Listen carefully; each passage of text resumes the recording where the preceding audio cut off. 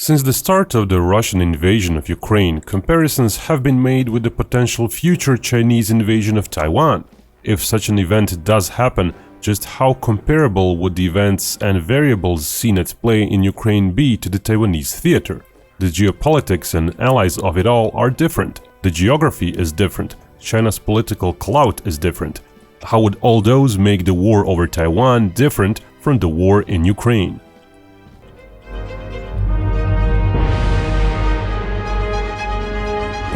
Not all invasions need to be bloody. You can simulate them in Conflict of Nations, a game sponsoring this video. It's a free online real-time strategy game. Become a leader of a real country and kickstart World War III. You battle against other real players, slowly and methodically. The game is played out over actual weeks, so choose your foes and allies between 128 other players carefully. And don't forget to gear up. They have tanks, jets, nuclear subs, the list just goes on and on. New players will get an exclusive gift. Click on the link in the description to get 13,000 gold and 1 month of premium subscription for free. Pick a country and take over the world. Let's go back to Taiwan now. This video will try to cover the military differences, the numbers and quality, how topography might impact operations, and the geopolitics behind it all. As we know, Russia invaded Ukraine under a flimsy pretext. Taiwan might be similar in the sense that China's leadership might simply decide to invade out of the blue, or it might be different if other events precede such an invasion. As we've seen in Ukraine, the political support of third-party countries that one side can muster is of immense importance in conflicts. In the case of Ukraine, it meant Ukraine got not only recon and intelligence aid, but also training, wargaming and war planning aid, on top of all the weapons and ammo. Said political support is very much subject to many factors. Who does what first? Who fires in anger first? Where and how? But for the sake of argument, let's for now say that Chinese leadership simply wakes up one morning and decides to invade. Mind you, that doesn't mean China would start sending planes and troops right away. Even with previously made invasion plans, months of force assembly would still likely be needed. Just like the US intelligence community warned of a possible invasion of Ukraine months in advance, so would the possible invasion of Taiwan be warned of, though there are operational and mission goal differences. One of Russia's early mission goals was to change the government in Ukraine. They figured resistance would be light and it would happen quickly. Had they figured otherwise, perhaps they wouldn't have invaded at all, or would have assembled a larger invading force. Certainly, after seeing how such an attempt went in Ukraine, the Chinese might be less inclined to go equally unprepared onto Taiwan. So had Russia just declared war right away and prepped better, it might have gone in with almost all of their air force and with possibly over 300,000 troops. China would likely take this route. Of course, as the Chinese military is bigger, it would not be 700 combat planes and 300,000 troops. Instead, it might be a force of 1,500 planes and 600,000 troops available, give or take. Of course, Taiwan is an island. Those hundreds of thousands of troops can't just waltz in like they did in Ukraine. That's one of the two biggest differences between the two conflicts. Within the first 4 days, the Russian advance in some directions within Ukraine was so quick that they covered 150 to 200 kilometers. While a good deal of Taiwan's western coast is on average the same distance from China's mainland, assaults done over the Taiwan Strait would follow a completely different dynamic. It's likely that in the first days or weeks of the war, no big landing attempts on Taiwan proper would be performed. Instead, it would be China's Air Force, Rocket Force and its Navy playing the main role, trying to secure the airspace and a wide sea corridor. Indeed, if those initial air and naval battles go very badly for China, there would be a high chance the Taiwan mainland would not even get invaded at all. Now, without going into the likelihood of success, the disparity in initial capabilities is evident. The total Russian Air Force's inventory numbered roughly 1,000 combat planes before the war. Ukraine likely had fewer than 100 operational, but Russia engaged with perhaps a few hundred. China would send roughly everything it could muster and spare for Taiwan, possibly close to 1,500 planes. Taiwan has a bigger air force than Ukraine. At some 350 combat planes strong, it would be better set to resist, right? Well, no, because Taiwan is very compact, and all the possible air bases are within 200 or so miles from most of the Chinese bases that would be used in the war.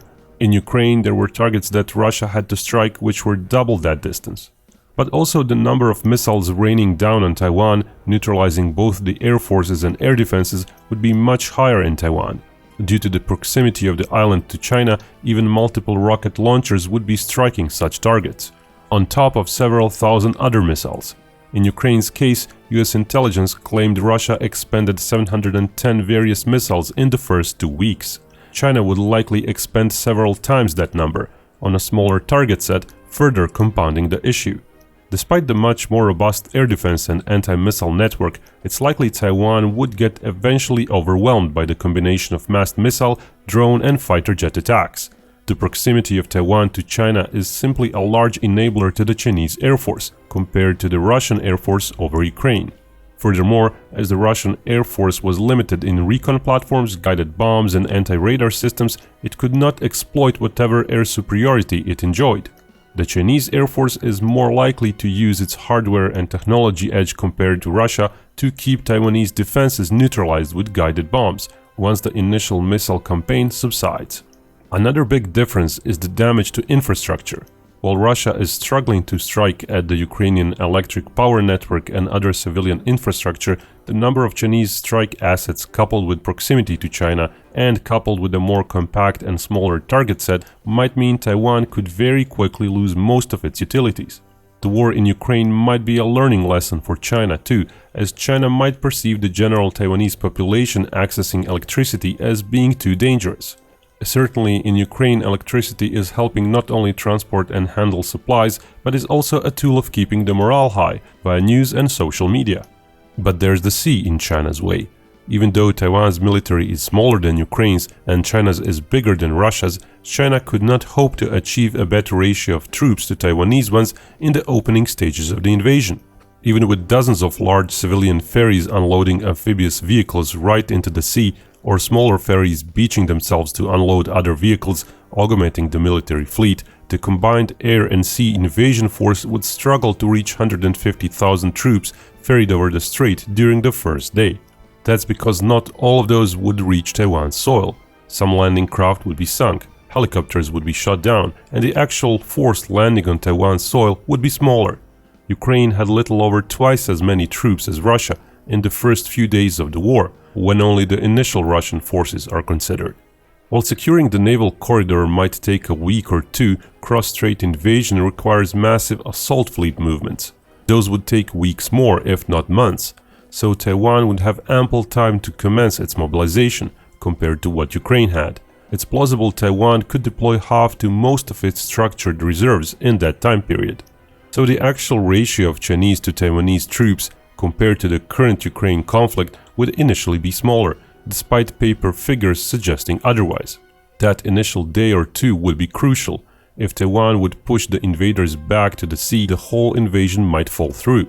But if the Chinese forces, supported by their recon, rocket and air force assets, which are superior to Russian ones, manage to suppress Taiwanese counterattacks and establish beachheads, then the troop ratio might change drastically over the course of the several weeks to follow. In Ukraine, Russia had and is still having massive troop number deficiencies. It was adding tens of thousands of troops, while Ukraine was adding hundreds of thousands. Taiwan would also mobilize a lot, but since its population is smaller than Ukraine's, it would mobilize 40% slower. Also, Russia's internal political issues set a very clear limit of how many troops it would send in, which it hit very early on in the war. Chinese ground troops are a few times more numerous, so China would keep sending more troops over the weeks following the initial landing, providing its cargo ships and makeshift or captured ports remain mostly operational. It would not be an additional 100,000 troops per day, of course, but far, far less, as supplies would take up more and more of cargo capacity. But still, if enough ports remain operational, China could land well over 500,000 troops on Taiwan within the first month. Quality and training-wise, some differences between Ukraine and Taiwan are also present. Both armies are predominantly made up of professional soldiers, but Taiwanese conscripts serve and train far less. On top of that, Ukraine's reservists trained more than Taiwan's do, seeing how in Taiwan, reservists get 5 days of training every 2 years, while Ukraine had at least 80,000 reservists train annually for 2 weeks. Finally, the Chinese military trains more than the Russian one, and its conscripts, most of which are really volunteers, serve twice as long. However, a few 100,000 Russians did get some combat experience in the past. In Russia, some contract soldiers serve only for 2 years, while their Chinese counterparts serve for longer. On paper, Taiwan's general population might also be more inclined to resist than Ukraine's, if various polls are to be trusted. Though these results suggesting up to twice as big support of people willing to take up arms in Taiwan should be taken with a truckload of salt. As we saw, support of people in Ukraine was also very high. Besides the numbers on the ground, a crucial difference from Ukraine to Taiwan would be military aid. Ukraine got tens of thousands of anti-armor systems in the opening months of the war. It got over 2,000 various armored vehicles and artillery pieces later on. It got over 1 million rounds of artillery ammo and various advanced missiles. All that was possible because the geography was different and because Russia could not do much about it. Western Ukraine's borders are far away from the brunt of Russian capabilities, and what little surveillance capabilities Russia had is not even comparable to Chinese surveillance capabilities. Crucially, all that military aid merely had to cross the land border. It could be done by countless unmarked trucks. It could be done anywhere, not even via roads. Taiwan is an island. To supply it with anything, there is no such option. Only planes and ships can supply it. Planes are much less cost-efficient and need airstrips, which would mostly be neutralized in war. And ships need port facilities, which would also be largely neutralized. To make matters worse, most of Taiwan's east coast is devoid of large settlements and port infrastructure. So the aid would either have to come to ports closer to China, which would be easier for China to keep attacking, or it would have to come to newly constructed port facilities, which would be a slow process when under attacks. Furthermore, finding and engaging individual cargo ships on the sea is easier than doing the same to trucks over a land border. The targets are bigger, less numerous, and there's much less clutter. Ships would likely be attacked as soon as they enter Taiwan's territorial waters, 15 miles off the coast. It's likely Taiwan would have to use its cargo ships and planes. Even if a third-party country gifts its ships, Taiwan would still likely have to operate them. Though US nationals operating loaned ships might also happen. That comes with its own set of peculiarities. Still, it's highly likely that Taiwan would be out of ammo and heavy arms earlier than Ukraine was. Without an active US military involvement, there is simply little way for Taiwan to do as well as Ukraine is doing. The US doesn't really see Russia as a real threat, unlike China. So by proxy, Taiwan could be much more important to the US than Ukraine is. Certainly the US rhetoric on defense of Taiwan seems to show US willingness to go to war over Taiwan, with some US policymakers and even the US president going on the record that the US would get involved militarily. So that's another key difference. It's plausible that China's invasion of Taiwan would see the US going to war with China. But once such shooting between US and China starts, it could escalate to a full-blown armed conflict. It could escalate to a much larger war, hopefully short of nuclear weapons usage. China would likely want to avoid shooting at the US first, precisely due to geopolitical impact such an action would have. But that too isn't out of the question. The US might, for example, sail its ships in the middle of the strait or use its own military ships to supply Taiwan. Either might compel China to make some tough decisions. Could the US afford not to intervene militarily? In theory, yes. Even without an intervention, the US might very well achieve a maritime blockade of China. Any US involvement would mean massive US political pressure to isolate China from the world as much as possible. If the context of the war declaration convinces most of the powerful third-party countries to join the US blockade, then those economies might cease trading with China, despite the pain to themselves. But that comes with another set of differences, compared to Russia being isolated because of Ukraine. Russia invaded out of the blue. Most nations saw that as unwarranted. Depending on the exact chain of events, other countries might be more or less inclined to join the US blockade of China. Taiwan proclaiming independence, the US recognizing it, or US troops being sent to Taiwan preemptively could result in fewer countries supporting Taiwan, compared to the number supporting Ukraine, if those events happened before the Chinese invasion. That's because the status of Taiwan is different from the status of Ukraine. Ukraine was both formally and de facto a sovereign country, recognized officially by the US, Russia and all the other countries. Taiwan is not recognized by the US nor any major economy. Most countries today have a deal with China where they accept Taiwan as formally being part of China but ruled under its own system. Indeed, formally the civil war between China and Taiwan never ended. However, Taiwan is de facto independent, much to China's chagrin. Then there is the economic clout China has. While Russia has gas and oil leverage on Europe, it has little else. China, on the other hand, is intertwined with every major economy in the world, its economy being 10 times bigger than Russia's. While it is impossible to predict just which country would be neutral in the conflict under which circumstances, it's plausible fewer countries would directly support Taiwan, compared to Ukraine. Of course, it's also possible China's leadership would simply strike at Taiwan without a precursor event. China would get blockaded and sanctioned heavily if that happens. And if China does get blockaded heavily, if its forces around Taiwan do get attacked by the US, if it suffers tremendous losses, would its government fall apart? Well, Russia's didn't, despite some projections that Putin would lose power. The current government in China seems to have a fairly hard grasp on power. Trying to guess whether that would change is impossible. China would surely find itself on the losing side economically. If the US stops short of military intervention, China would likely gain control over Taiwan, yes. And with it, it would get access to the seas between the first and the second island chain. It would be able to project its military power farther, which is something the US does not want to see. Yet the plummeting of China's economy and international standing might be worth even that for the US. So the US not getting involved directly is also an option. Now, whether such a trade-off would be deemed acceptable to the US in the case of Taiwan is not really known.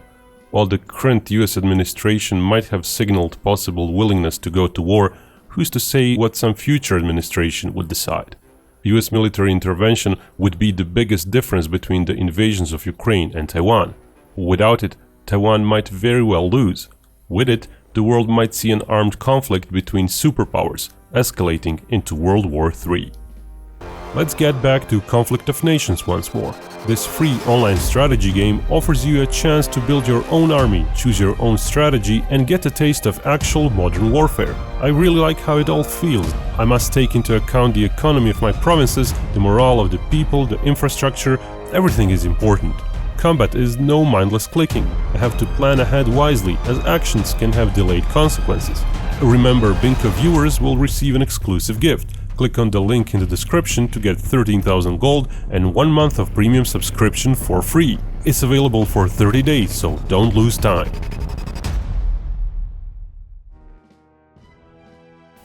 And remember, Binkov may talk about hypothetical wars, but only real peace can bring us all together.